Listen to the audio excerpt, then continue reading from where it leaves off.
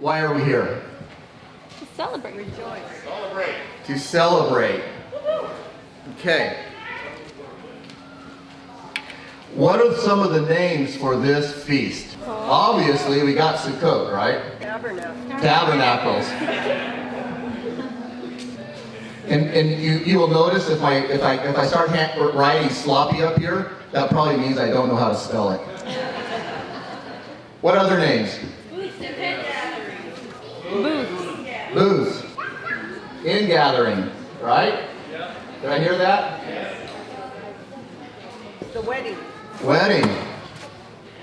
There's a good one. Harvest. Birthday. What was that? Birthday. Real loud. Birthday. Birthday. Birthday. There were a lot of babies born here last year. Season of our joy. Ah, season of our joy.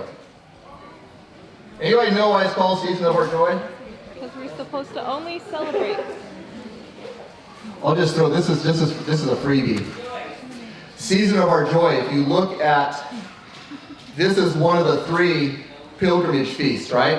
Where the men are to present themselves before the Holy One, which we're going to do this week. The first one, during the week of unleavened bread, not once does it say in the description of that aspect, does it say to rejoice. The next one is Shavuot. And in Devarim, it only says rejoice once when it's describing Shavuot. When it comes to Sukkot, rejoice is all over the place. Season of our joy. That's how it got its title, for those of you who want to know. Okay, let's do this. What are we supposed to do here? Rejoice. That's probably. There is, well, what else are we supposed to do? Praise. Well, in Sukkot for 7 days. Yeah. Build a sukkah. Well, I could put dwell and build. Sukkah. What was that? Love your neighbor. Love your neighbor. Pilgrimage feast. Do not come empty-handed. Holy convocation. Holy convocation. Speak up real loud. Public Scripture. scripture reading. Glorify His name. Yeah. This way, I'm getting a signal from the back. What was it? Learn. Yes. What was that? Learn. I'm sorry. We probably need to stop this thing. I can't hear my. There was something between dance and learn. What was it? Glorify His name. That's enough to fill up a week. Okay. Let's see how we did. Let's go to well, first of all, let's go to Shemot, Exodus 23:14. And it says here, 3 times a year, you are to celebrate a festival to me. And this is a place where it says, and you shall guard the festival of Matzot, and it goes on the festival of harvest. And it says 3 times a year, your males are to appear before the master Yod-Heh-Vav-Heh in verse 17. So we got that part down. 3 times a year, the men are supposed to appear before Yod-Heh-Vav-Heh. And then let's go to, let's do Leviticus 23, please. And you shall take for yourselves on the first day the fruit of good trees, branches of palm trees, twigs of leafy trees, and willows of the stream, and shall rejoice before Yod-Heh-Vav-Heh your Elohim for 7 days. And you shall celebrate it as a festival to Yod-Heh-Vav-Heh for 7 days in the year, a law forever in your generation. Celebrate it in the 7th new moon. Dwell in booths for 7 days. All who are native born in Israel shall dwell in booths, so that your generations know that I made the children of Israel dwell in booths when I brought them out of the land of Mitzrayim. I am Yod-Heh-Vav-Heh your Elohim. Okay, so we got that on there. Dwelling in booths. We are to make a sukkah.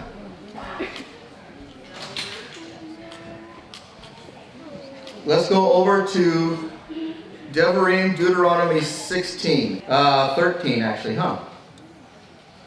And you shall perform the festival of Sukkot for 7 days after the ingathering of your threshing floor and from your winepress. And you shall rejoice in your festival, you, your sons and your daughters, your male servants, your female servants, and the Leviim, and the stranger and the fatherless, and the widow who are within your gates. For 7 days you shall celebrate to Yod-Heh-Vaveh your Elohim in the place which Yod-Heh-Vaveh chooses, because Yod-Heh-Vaveh your Elohim does bless you in all your increase, and in all the work of your hand, and you shall be only rejoicing.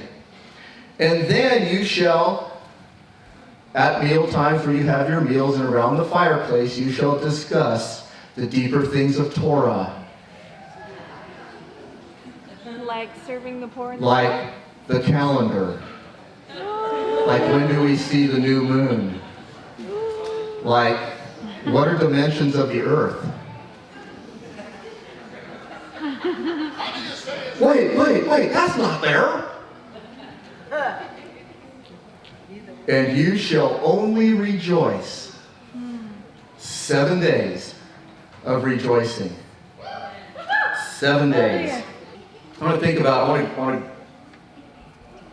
get a little bit somber here for a second, if I can. Let's, Rod, you want to help me flip this thing?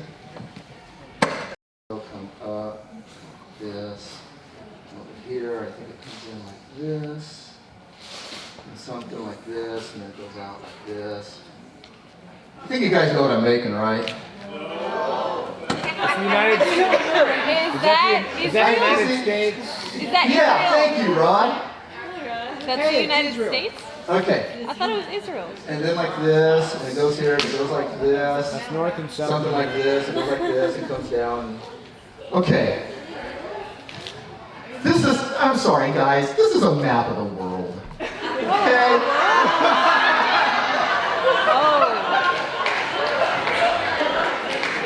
Cosmology. Actually, you know, I think I see Baja there. Sorry. and I'm gonna say something, okay?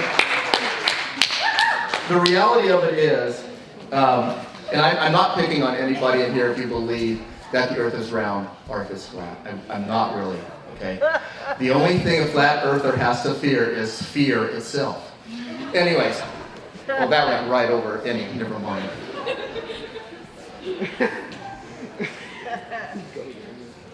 No matter how you look at it, whether it's flat or round, the Father put Israel in the dead center of it.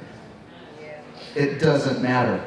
And when His word is going to go forth, it's going to go forth to the four corners, whether it's going to the round corners or whether it's going to the square ones. It does not matter. His city, His mountain, His holy set-apart place is the dead center of it. Or the lives. That's just the way it is. Now, I did this a little bit different because if you actually look on Google and you Google it, it actually has Europe, Middle East, and Africa in the middle, if I'm not mistaken, and then it has U.S. is way over here, and over here is China and Russia and stuff like that. It's a little bit different. I did this with U.S. in the middle, and I did it for a reason, okay? Let's say, I'm going through this as fast as I can, guys. I know people are still like, are you all still laughing at my map? You know what? This entertainment does not cost you anything. Thank you, Mr. Leppke. I knew I should have put this in an overhead. Okay, what, is this look like an alien or what? Okay. Let's show us where we are. That would be helpful, wouldn't it? United States, Baja, we're sitting about right there. Okay? Okay. Now, I want you guys to think about something for a little bit. I am glad you're all laughing because at least you all stay awake. This is awesome. Okay, think about this. Lewis back there, he's still laughing, but he's red in the face. He's going, what is this guy up to? I said, emissions was free on this one. Okay, so if we look at this, we're here. We have conflict going like crazy in China. We have conflict going like crazy in Korea. We got conflict going like crazy in Pakistan, India. We have conflict going like crazy South America. We got conflict going like crazy Ukraine. We got now big conflict Turkey, Syria, the Kurds. We got big issues down in Africa. Over here, trade problems, U.S., China, U.S., Korea. We're not too involved yet between India and Pakistan. Here, U.S., South America, U.S., Ukraine, U.S., the Kurdish thing, the whole situation, Syria and Turkey. U.S. is involved in Africa. All around us. Let's bring it closer to home. How many of you here are passionate about anti-vaccine? How many of you here are passionate about anti-abortion? How many of you here are passionate about Second Amendment rights? It's all around us. Look at our political spectrum, what's going on right now. What are the political hot buttons that are discussed in this election cycle? Impeach. What? Impeach. It's all social issues, isn't it? Gender. I can stop right there because you can go off on 100 different categories on just that one alone. Probably. My point being is all around us. When the Father says, I prepare a table in the presence of your enemies, in the feasts and festivals is a table being prepared, you don't have far to look. It's all around us. And Lewis is still laughing at my map. Okay, I want to make a point. I brought this out in Bible study a couple weeks ago. It happened September, I think the 4th. State of California repealed the law on the books. The law on the books was put on in the books in 1872, I believe, 1872, if I'm not mistaken. And basically what it said is that a officer in the active duty in apprehending someone can request help from a private citizen. If that private citizen does not comply, it's a misdemeanor. But the fine back then, if I'm not mistaken, I might be corrected on this, I think the fine even back then was $1,000. Okay, 1872, that's probably a year's wages. It was important. Now, what's very interesting in that thing is we repealed that, okay? It was used back in those days to form posses. Back in the day, so the police could form posses. Okay? Let me read this to you. This is posse. It was called posse comitatus. Was derived from a medieval English common law according to the Fresno Bee. Its American use was widespread in the 19th century as means of enforcement. It was used to have citizens help gather runaway slaves, and it was used to forming posses in the Old West. The sponsor of this law, this is what he said about this law. He said, it's an outdated requirement, a vestige of a bygone era that subjects, get this guys, that subjects citizens to an untenable moral dilemma. That same week, there was a video of a Northern California sheriff a lady sheriff, apprehending a young man. She got into a pushing match with this young man. He grabbed her gun and started shooting at her at point blank. She got away. California Sheriff's Association argued there are situations in which a peace officer might look to private persons for assistance in matters of emergency risks, public safety. We are convinced that this statute should not be repealed. I want to make a point here because that statement, well, first of all, you know why they actually repealed that law? In that instance where the female sheriff was trying to apprehend that young man, there were standbyers within 10 feet of that incident. And there were people with their cell phones doing this. And in the background, who did they catch? Everyone that could be held for a misdemeanor. Just like this. And they knocked that law down. And why did they do it? What they said. Let me get back to this. I want you to listen to this. An untenable moral dilemma. Okay? I'm going to say something. This right here creates an untenable moral dilemma for our society today. It really does. We're not far off from people saying, this book, if you look at it like J.R.R. Tolkien, The Hobbit, if you look at it like C.S. Lewis looks, not a problem. You're going to use this book to live by and make it your law? I don't think we're far from saying we're going to ban it. This book creates an untenable moral dilemma in our society today. It does. And this table, folks, what does it say? Rejoice only. And you know what?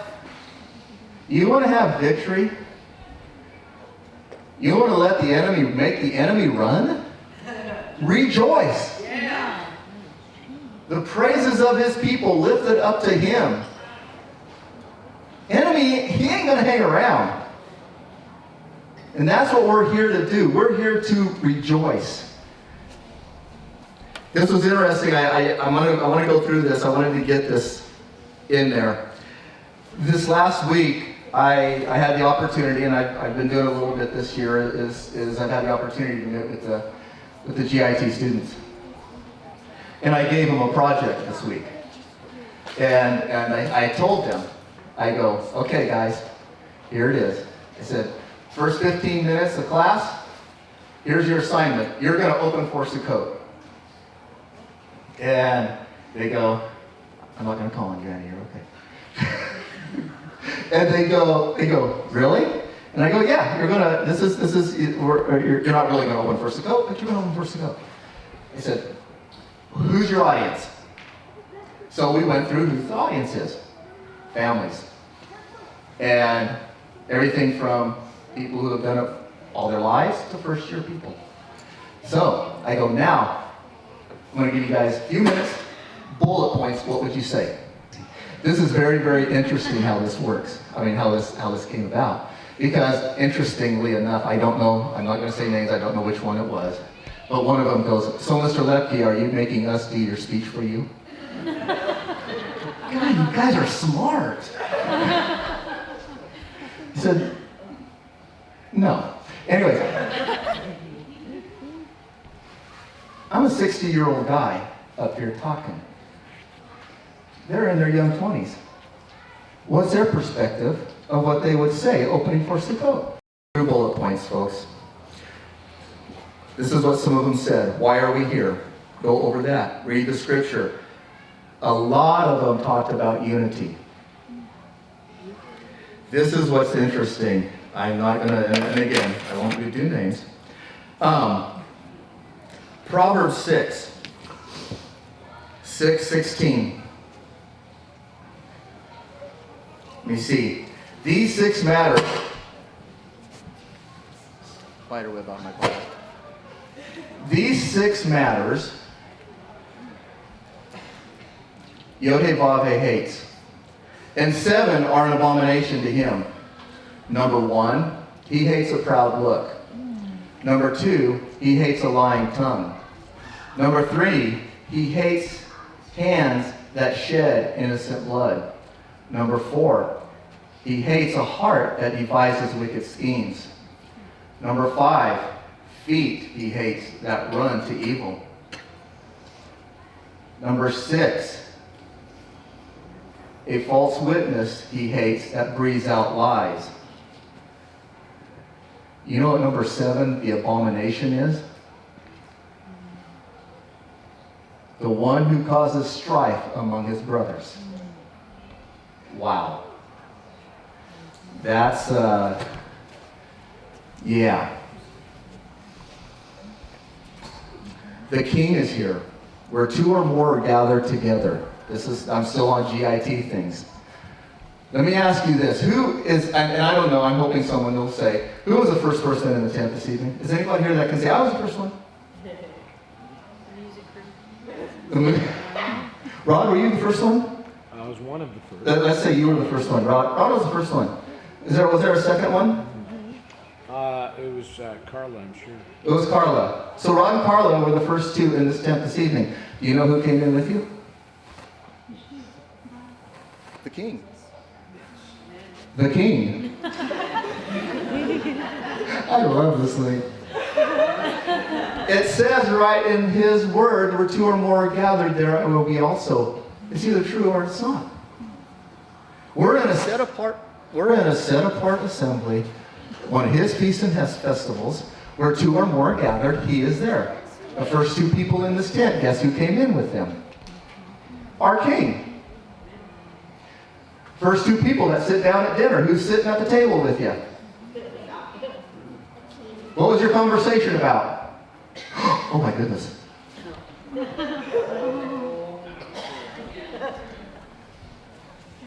Are we ready? Family reunion. Encouragement to each other. Invest in each other. There was one other one. The 2 greatest commandments. Love Yod-Heh-Vav-Heh, your Elohim, and your neighbor as yourself. You know, we are tight in here this year. Our neighbors are really close. Okay?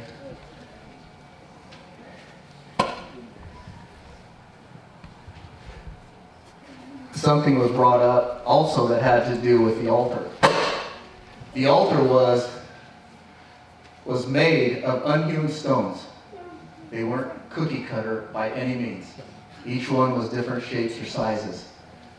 All of us are different shapes and sizes. We come from different walks. We come with different viewpoints, opinions, even in victories too. And when I was thinking about that, my thought went to, as I was doing this, everybody's different. When we leave here, we go back out, literally to our enemies. Something the scripture says is very interesting, and I want to share this too. This is not my story. This is, there we go. How many of you guys listen to Bill Cloud regularly? Sometimes, yes, maybe not so. He mentioned last week, and I thought this was so funny. He goes, to him, the feet are the ugliest part of a person's body. He can't stand feet. He just does not like them. Okay? Until he had a dream one night. And he was standing on a mountain, and if I remember what he said exactly, I think it was overlooking Yerushalayim. I'm not sure. It was overlooking. It It was overlooking a city. And there was a guy standing next to him in a white robe, barefoot. And he looked down at those feet, and he thought to himself, those are the most beautiful feet I've ever seen in the world. Why?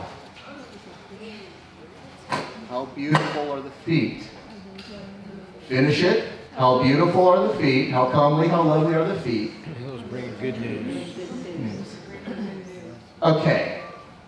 I must be putting most of you to sleep. I want everybody to stand up. Everybody stand up. Everybody stand up. Up. All right. I guarantee you, even if you are wearing the same pair of shoes from the same manufacturer that somebody next to you is wearing, I bet you they don't look the same. I don't think we have to take our shoes and socks off to prove our feet look different. I bet you our shoes look different. Can you all turn around and look at each other and say, what beautiful feet you have? What beautiful feet you have. Did you see that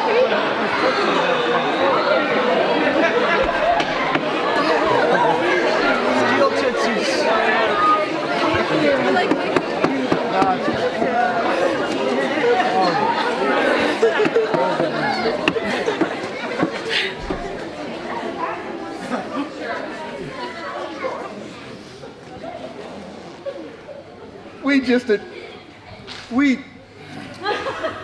How about now? On? How we doing? How we doing, buddy? Mic on? It's the lights on. There we are. You know what? We just encouraged each other. Ain't that awesome? I love it. I absolutely love it.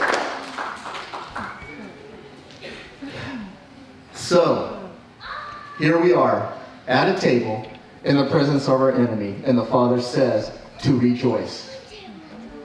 Okay? And well, I'll do that in a second. So the thing is, we are not home yet, folks. We're not.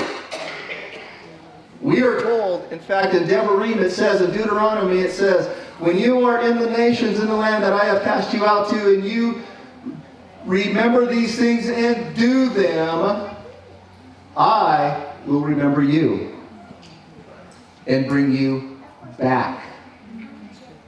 Okay. We're in the middle of a war, and we're celebrating. He has said to take this time for 7 days to live in booths and celebrate.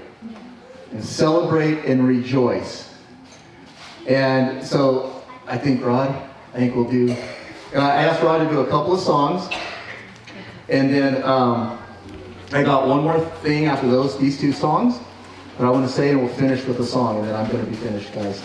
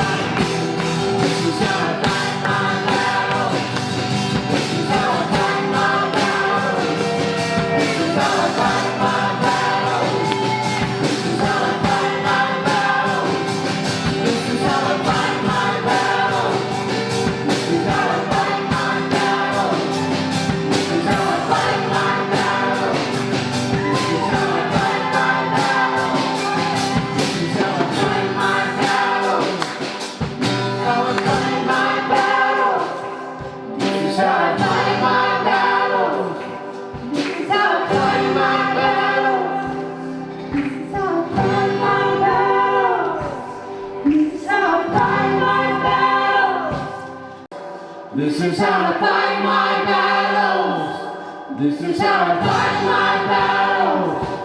This is how I fight my battles. This is how I fight my battles. One more thing I want to say tonight, folks. Remember when, I'm not going to use the mic. Remember when Yeshua was coming into Jerusalem last time? He told his apostles, go before him and grab a colt. And says the master is in need of it. They took him the colt. And he got on it. He rode into the city. Let me see if we can find it here. And as he was coming near, already at the descent of the Mount of Olives, the entire crowd of the taught ones began rejoicing to praise Elohim with a loud voice for all the miracles they had seen, saying, Blessed is the sovereign who is coming in the name of Yod-Heh-Vav-Heh. Peace in heaven, esteem in the highest. Some of the Pharisees from the crowd said to him, Teacher, rebuke your taught ones. Shh. Quiet them down. He answered and said to them, I say to you, if these shall be silent, the stones would cry out. Think about this. Those stones, for how many years on that path? Thousands probably of years had heard the children of Israel coming up that path on the way to the feast. Some singing, some praising, some remembering the miracles of old, some remembering a miracle that may have happened on the way there. Those stones heard about that. And then the king is coming through. And he's saying, these stones have heard thousands of years, the generations of Israel going up to the feast. And if you tell my taught ones to be silent, they're going to start talking. I want to say something. My hand, I got stones. I picked them up right outside this building, this tent. Been here 19 years?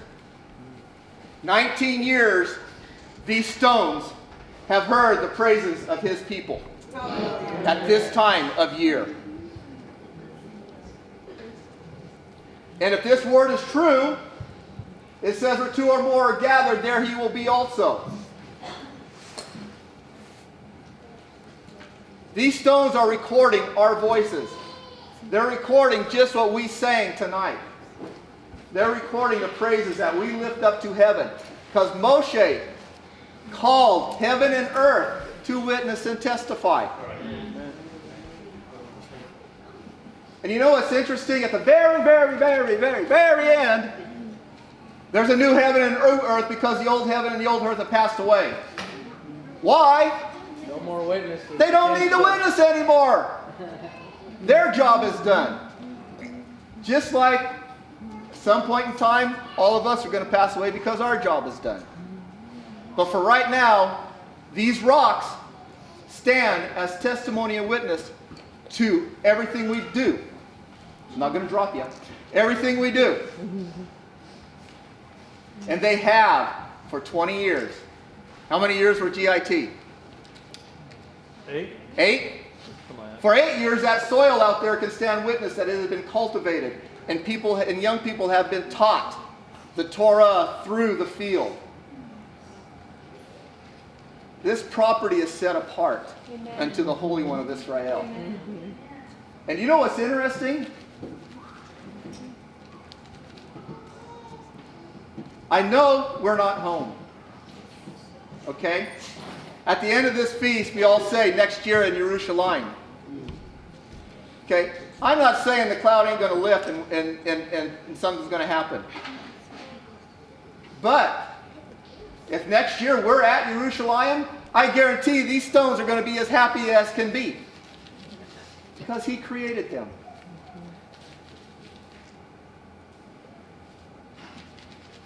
Folks, this feast and festival is for rejoice and rejoice only. Amen. Let's rejoice.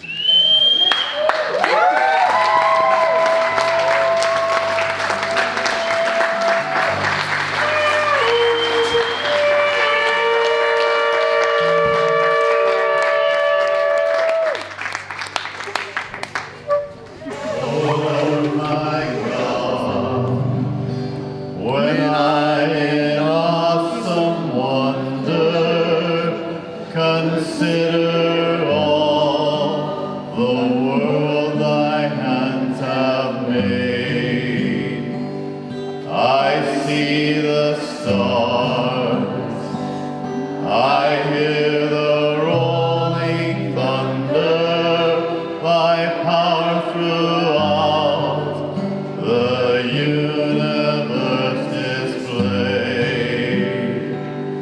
Then sings my soul, my Savior God, to thee.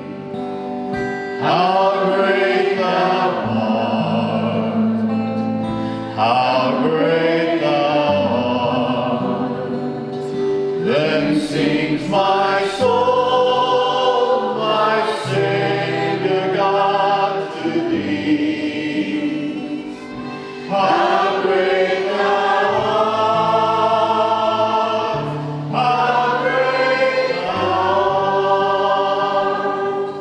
And when I think that God is Son not sparing, then Him to die, I scarce can take it in, that on the cross my burden gladly bearing, He bled and died to take away my sin.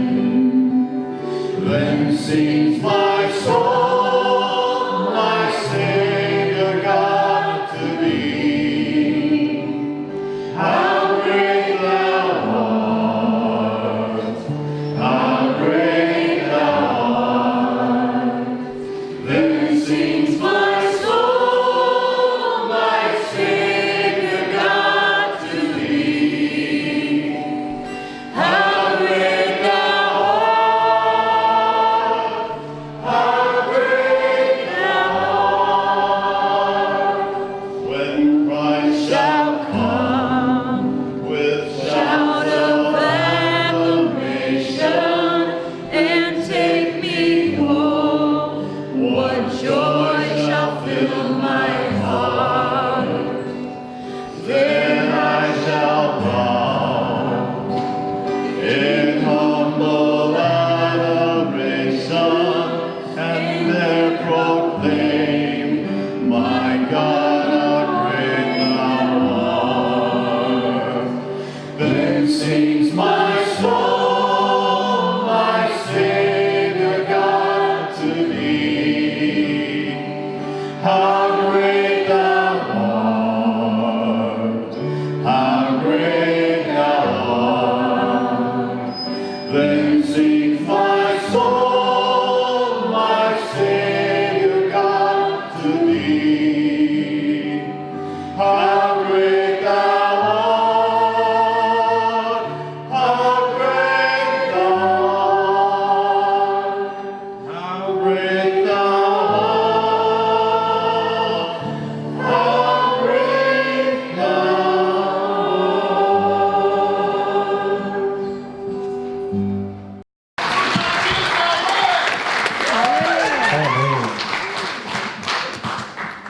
Well, let's pray. Father, we just give you glory.